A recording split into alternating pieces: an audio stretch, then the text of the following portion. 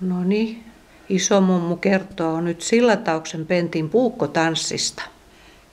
Joo, se oli me oltiin ensimmäisellä luokalla, minä niin kuin Penttikin, me ollaan sama ikäisiä.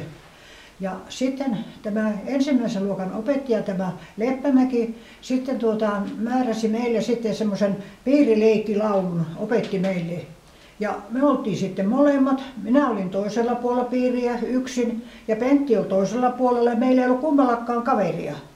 Niin tämä Sillantaustama opettaja sanoi sitten, että hei, teistähän tulee pari, että Annikki on täällä ja Pentti täällä, niin olette yhdessä parina. Ja minä katson sitä Pentillä, kun sillä oli semmoinen pikkuinen kiva, nätti pikkuinen puukko. Siihen aikaan oli poikalapsilla, niin se oli oikein kunnia-asia, että niillä oli semmoinen pieni puukko.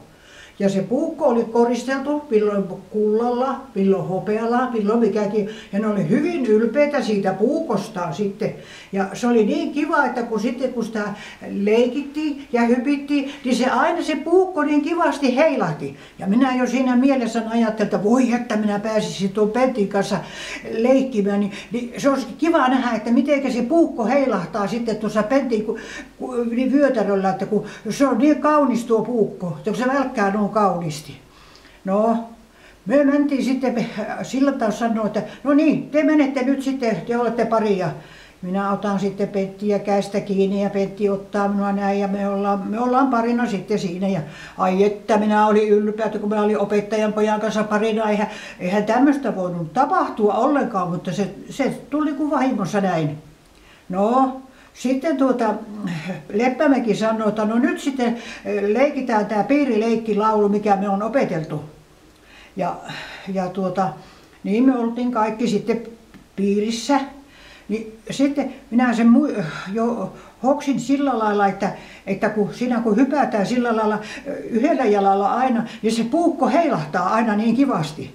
No sitten me mennään, sitten kun se alkaa se laulu, että edes kevättären viestin toi tänne tyttö pienoinen, se sinisilmä sievin ja sisko vuokkojen.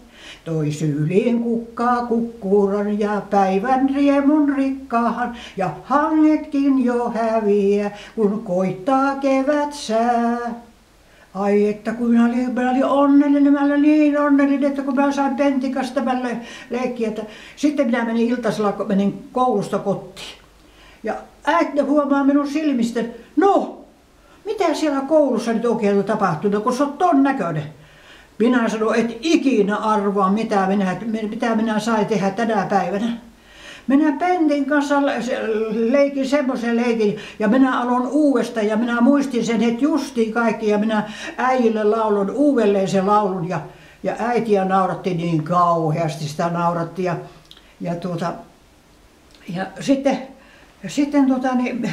minä sanoin äijille, että no mitenkäs sinä sen sitten oot oppinut tuon laulu, että kun sehän on niin uusi laulu, niin äiti sanoi, että no kun minä olin 1 vuoden, olin sitä Penttiä hoitamassa sillä koululla, kun se on semmoinen hirveä vellipoika, niin minä siellä opin sen.